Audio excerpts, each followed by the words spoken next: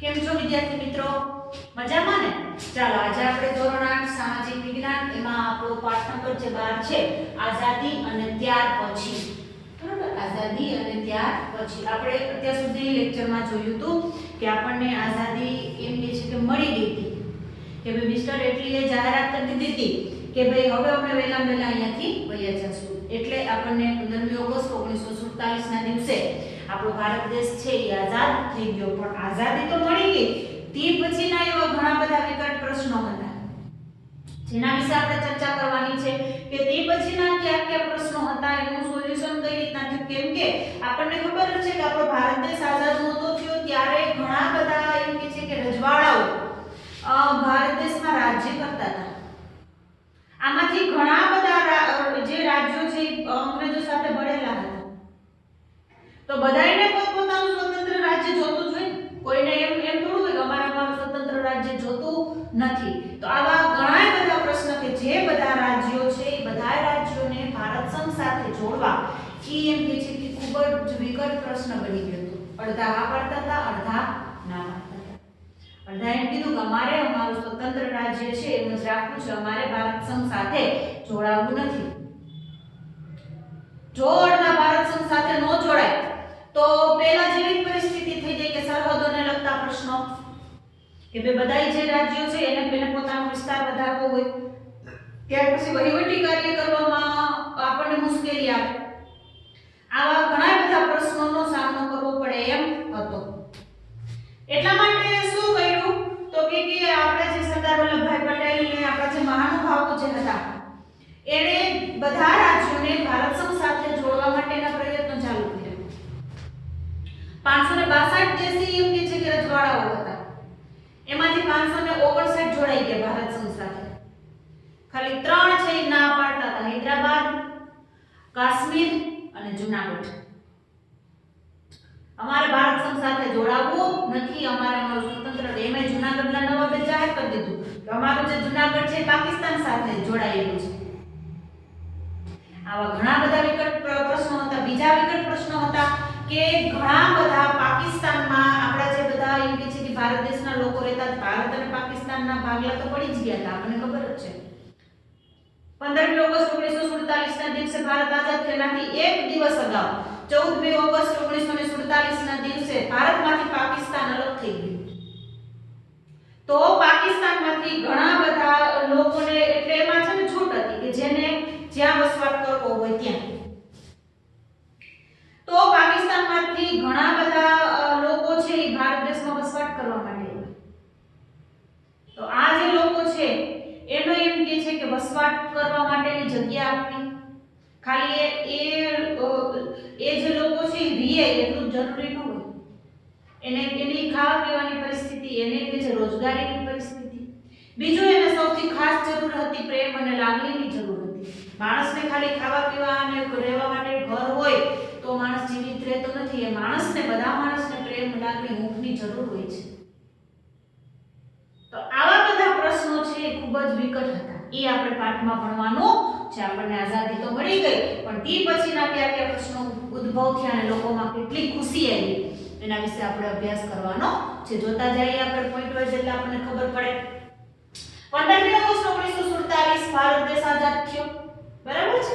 તેથી એક દિવસ પહેલા 14મી ઓગસ્ટ 1947 ભારતમાંથી પાકિસ્તાન અલગ થયું. ભારતમાંથી પાકિસ્તાન કેવું થઈ ગયું? અલગ થઈ જાય છે અને અખંડ હિન્દુસ્તાનના ભાગલા પડી જાય છે. અત્યાર સુધી ભારત પાકિસ્તાન એક હતું, પણ હવે કેવું થઈ જાય છે? જુદું થઈ જાય છે. ખૂબ જ ગંભીર સમસ્યા હતી અને ખૂબ જ આપણે એમ કહીએ કે સારું કાર્ય કહેવાય નહીં. બંનેને જુદા પાડવાનું કાર્ય કોણે કર્યું? આપણને ખબર જ છે, અંગ્રેજો આવું ખરાબ કાર્ય કરતા ગયા. બાકી ક્યારે આ બે દેશ છે જુદા થાય એમ નહોતા. હિન્દુ મુસ્લિમમાં ક્યારે પણ એમ કે છે કે અણબનાવું બને આવું ક્યારે હતું નહીં. બધા ભાઈચારાની સમજ રહેતા. ભારત અને પાકિસ્તાનના અલગ ભાગ થતા 80 લાખ શરણાર્થીઓ, ખાસ યાદ રાખજો, 80 લાખ શરણાર્થીઓ પાકિસ્તાનથી ભારત આવ્યા. 80 લાખ જેટલા લોકો પાકિસ્તાનમાંથી ભારત આવ્યા. વિચાર તો કરો, 80 લાખને સમાવેશ ક્યાં કરો? એની રહેવાની સમસ્યા, એની ખાવાની સમસ્યા, એને પછી પાછી રોજગારી આપવાની સમસ્યા. આવી ઘણી બધી સમસ્યાઓ છે એનો સામનો કરવો પડ્યો હતો. જે જે સમસ્યાનું નિવારણ આપણા જે મહાનુભાવો છે લેવા અને બધા લોકોને પ્રેમપૂર્વક ભારત દેશમાં આશરો આપ્યો. 562 દેશી એમ કે છે કે રજવાડાઓ ભારત સંઘ સાથે જોડવા અને રાષ્ટ્રનું નિર્માણ કરવું વિકટ પરિસ્થિતિ હતી. કેટલા દેશી રજવાડાઓ હતા ત્યારે? 562. બધાયને ભારત સંઘ સાથે જોડવું, કેમ કે ત્યારે એમ કે છે નક્કી કરવામાં આવ્યું હતું આપણો ભારત દેશ છે લોકશાહી દેશ, આપણે આવી રીતનું બંધારણ કરવાનું છે અને આપણે એમ કે છે કે સંવય તંત્ર આપણે એમ કે છે રાખવાનું છે. એટલે એક જ જગ્યાએથી બધું એમ કે છે સંચાલન થાય આવું આપણે કરવાનું. આપણા દેશને રાજાશાહી એનું પદ આપવું નથી. તો ભારત દેશમાં તો ત્યારે શું હતું? 562 દેશી એમ કે છે રાજા રજવાડાઓ હતા, રાજ્ય કરતા હતા. એને બધાયને ભારત સંઘ સાથે જોડવા ખૂબ જ અઘરી વસ્તુ હતી. ઘણા એમ કે છે કે સામેથી જોડાણા, ઘણા ના પાડતા હતા. પછી છેલ્લે તો જો કે બધાય જોડાઈ જાય છે. લોકોની આશાઓ અને અપેક્ષાઓ સંતોષવી એ પણ વિકટ પરિસ્થિતિ હતી, કેમ કે આપણી પાસે નાણાંની સહાય બહુ નાણાં હતા ને, ખૂબ જ આપણે અમીર હતા. ભારત દેશ ખૂબ જ અમીર હતો, પણ કોણ લઈ જાય છે પૈસા?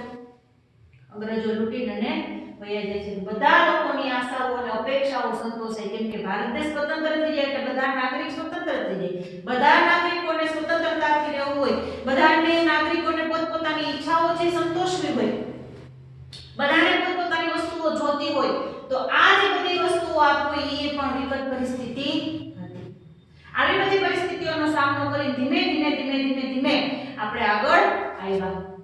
મુસ્લિમ લીગનો ઠરાવ આપણને ખબર જ છે. મુસ્લિમ લીગે ઠરાવ પસાર કર્યો હતો કે ભાઈ ભારત દેશમાં અમારું કઈ સચવાશે નહીં, એટલે અમારું સ્વતંત્ર રાષ્ટ્ર પાકિસ્તાન અમને આપી દો. કેટલાક મુસ્લિમ નેતાઓ માનતા હતા કે સ્વતંત્ર ભારતમાં મુસ્લિમોના હિતો સચવાશે નહીં અને સુરક્ષા નહીં મળે, માટે અલગ પાકિસ્તાનની રચના જરૂરી છે. એટલે માર્ચ 1940 માં લાહોર મુકામે મુસ્લિમ અધિવેશનમાં પાકિસ્તાનની માંગણી કરી અને 14 ઓગસ્ટ 1947 ના દિવસે પાકિસ્તાનમાંથી ભારત છે એ અલગ પડે છે.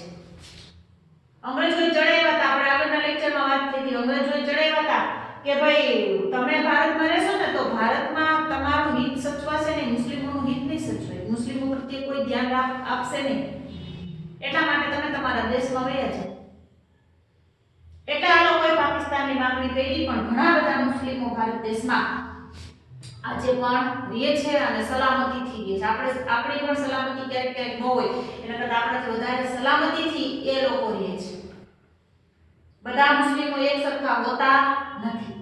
અત્યારે પાકિસ્તાનના જે મુસ્લિમો રહે એ પણ અત્યારે ખરાબ કોઈ હોતું નથી, પણ આજે જે આતંકવાદી પ્રવૃત્તિઓ આ છે તે છે એની એકાદો એમ કે છે સમૂહ હોય છે, બરાબર, 100 માંથી 5 કે 10% એવા હોય છે, બધા એક સરખા હોતા નથી. આપણા ભારત દેશમાં જે વસવાટ કરે છે ખૂબ જ સારી રીતના રહે છે, કોઈ જાતના પ્રશ્નો થતા નથી. દેશભરમાં સ્વતંત્રતાનો આનંદ થાય જ નહીં. વર્ષોની ગુલામીમાંથી મુક્ત કેટલા વર્ષો સુધી શાસન કર્યું, વિચાર તો કરો તો. આટલા વર્ષો પછી જો આપણે સ્વતંત્ર થાય તો એ કેટલો આનંદની વસ્તુ છે. ક્રાંતિવીરો અને લોક નેતાઓએ બલિદાન આપ્યા. એમનેમ કઈ આપણે આઝાદ થયા નથી. આપણે જોયા હતા ભારતના ક્રાંતિવીરો પાઠ અને કેટલા બધા નેતાઓ જે છે પોતાનો જીવ છે એ આપી દીધો, ત્યારે આપણો ભારત દેશ છે એ આઝાદ થયો. પ્રથમ વડાપ્રધાન જવાહરલાલ નહેરુએ ખાસિયત રાખજો, દિલ્હીના લાલ કિલ્લા પરથી બ્રિટનનો યુનિયન જેક ઉતારી ત્રિરંગો ફરકાવ્યો. કેટલી ખુશી થઈ છે લોકોમાં. ભારત દેશ આઝાદ થયો 15મી ઓગસ્ટ. ત્યારે આપણા જે વડાપ્રધાન, પ્રથમ વડાપ્રધાન જવાહરલાલ નહેરુ શું કર્યું તો કે દિલ્હી ઉપર આપણી જેમ કે છે કે દિલ્હીનો લાલ કિલ્લો જે છે ત્યાં અત્યાર સુધી કોનો ઝંડો ફરકતો હતો? બ્રિટનનો ઝંડો ફરકતો હતો. એને ઉતારીને એનો જે જેક હતો, એનો જે ઝંડો હતો એ ઉતારી અને આપણો ત્રિરંગો રાષ્ટ્રધ્વજ ફરકાવ્યો અને લોકોમાં આ ખૂબ જ ઉત્સવ છે એ બધા લોકોએ ખૂબ જ ઉત્સાહથી ઉજવવું, એ જે ઉજવું છે ઉજવણી બધાએ પ્રેમપૂર્વક ઘરે મળીને બધાએ ઉજવણી કરી 15મી ઓગસ્ટની. એટલે જ આપણા જેવી રીતના આપણે જે દિવાળી અને જન્માષ્ટમી ને આપણે જે બધા તહેવારો છે એનાથી પણ વિશેષ આપણો જે 15મી ઓગસ્ટ અને 26મી જાન્યુઆરી આપણા તહેવારો કહેવાય. એટલે તો આપણે શાળામાં સાંસ્કૃતિક કાર્યક્રમો આ બધું આપણે એમ કહીએ છીએ કે રાખીએ છીએ, જેના લીધે આપણે વર્ષોની ગુલામીમાંથી મુક્ત થયા એવા દિવસને આપણે ભૂલી શકીએ નહીં. વિચાર કરો કેટલો આનંદ હશે લોકોમાં કે દિલ્હીના લાલ કિલ્લા ઉપર બ્રિટનનો જે હતો અત્યાર સુધી એ ઉતારીને આપણો ત્રિરંગો ગયો, ત્રિરંગોને આ નીચે લગાવવામાં આવ્યો તો લોકોમાં ખૂબ જ આનંદ વ્યાપેલો હતો. હવે આપણે જોઈએ કે દેશી રાજ્યોની હિલચાલ સામે અડધા કે અમાર ભારત સંઘ સાથે જોડાવું, અડધા કે અમારે જોડાવવું નથી. હિન્દ સ્વાતંત્ર્ય ધારો પસાર થતા કેટલાક દેશી રાજ્યો સંપૂર્ણ સ્વતંત્ર થવા ઈચ્છતા. હિન્દ સ્વાતંત્ર્ય ધારો પસાર થઈ ગયો, હાલો કે ભારત દેશ છે એ હવે સ્વતંત્ર છે અને બધા જે છે આખા ભારત દેશને એક થઈને આપણે રહેવાનું છે. આવો કાયદો પસાર થયો તો એમાં કેટલાક દેશી રાજ્યો છે એ સંપૂર્ણ સ્વતંત્ર થવા ઈચ્છતા હતા કે ભાઈ અમારે ભારત સંઘ સાથે જોડાવવું નથી, અમને અમારું રાજ્ય છે એ સ્વતંત્ર રાખવા દો. આવી રીતના અડધા એમ કે છે રાજાઓ પોતપોતાની રીતના સ્વતંત્ર રહે તો પેલા જેવી પરિસ્થિતિ પાછી થઈ જાય.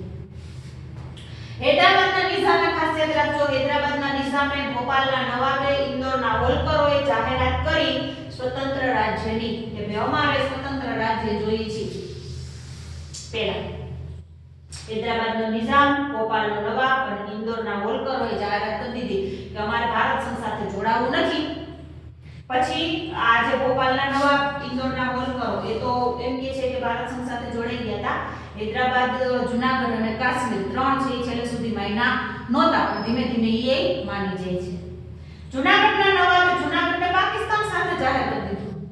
જૂનાગઢના નવાબે કહી દીધું અમે અમારું જૂનાગઢ છે એ પાકિસ્તાન સાથે છે, અમારે પાકિસ્તાન સાથે જોડાવું, ભારત સંઘ સાથે જોડાવું નથી.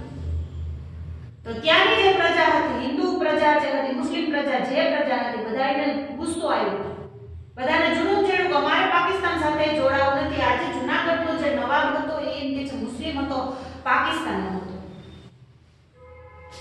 એટલા માટે એને પાકિસ્તાન સાથે જોડાવું હતું. અને આપણી જે પ્રજા છે જૂનાગઢની એક કે પ્રજાને પાકિસ્તાન સાથે જોડાવું નહોતું. બધાને કોની સાથે જોડાવું હતું? ભારત સંઘ સાથે જોડાવું હતું. પાકિસ્તાન સાથે જાહેર કર્યું, વિકટ પ્રશ્નો ઊભા થયા. દરેક રજવાડા સ્વતંત્ર થઈ જાય તો ફરી સરહદોના પ્રશ્નો ઊભા થાય અને વહીવટી પ્રશ્નો ઊભા થાય. પહેલા હતી એવું જ પાછું વાતાવરણ થઈ જાય કે બધા જે રાજાઓ છે પોતપોતાનો રાજ્ય વિસ્તાર વધારવા માટે યુદ્ધો કરે, ના છે તે છે. પણ આપણા જે નેતાઓ છે મહાત્મા ગાંધી, સરદાર પટેલ એ આવું ઈચ્છતા નહોતા. એ બધા એવું ઈચ્છતા હતા કે આપણો દેશ સ્વતંત્ર છે, આપણે બધા એક થઈને રહેવા જોઈએ.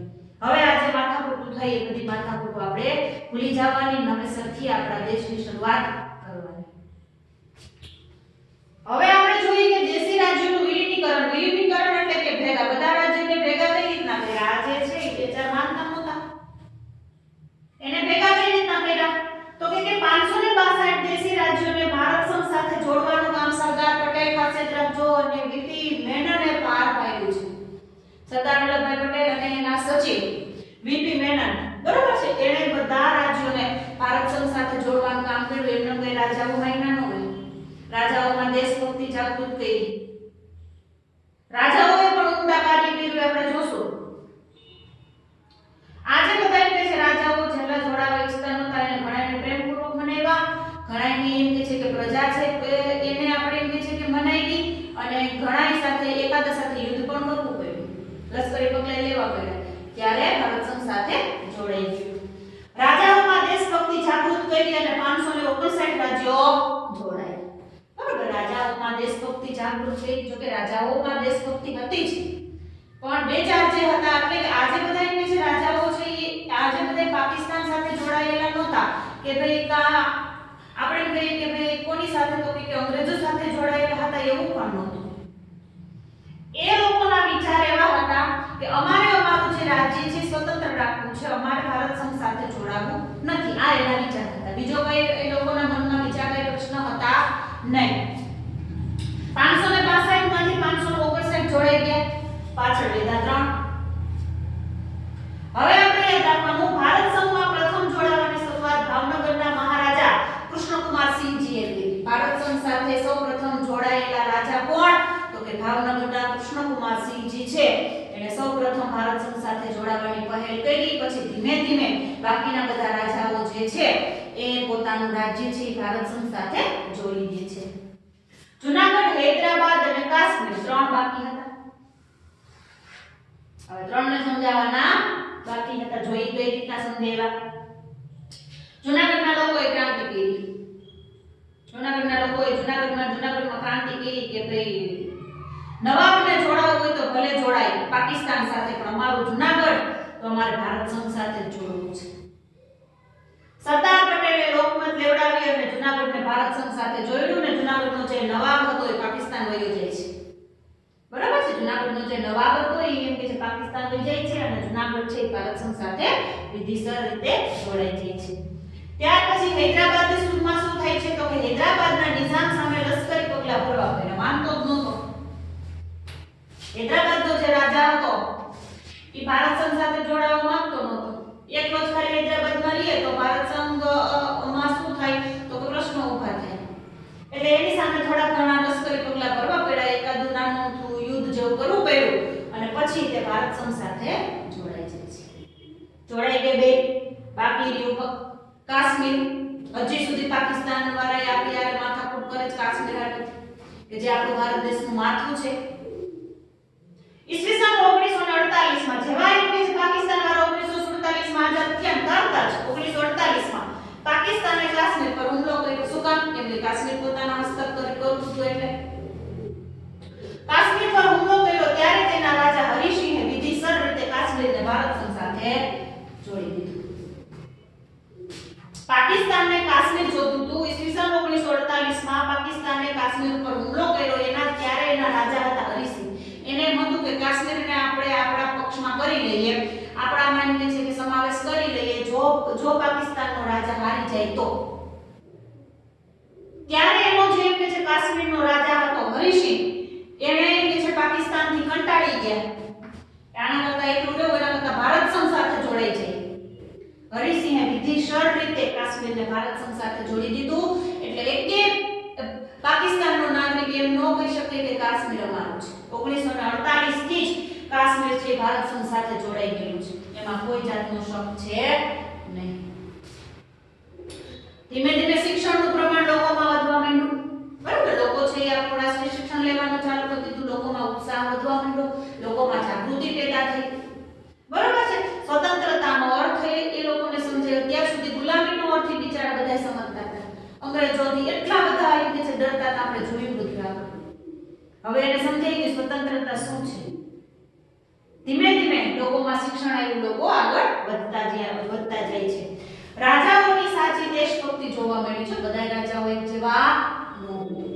બધા રાજાઓએ શું કર્યું? ઉમદા કાર્ય કર્યું. તો કે પોતાને જરૂરી થોડી મિલકત પાસે રાખી બાકીની જેટલી મિલકત હતી બધી ભારત સંઘ આપણી એમ કે છે સરકારને આપી દીધી.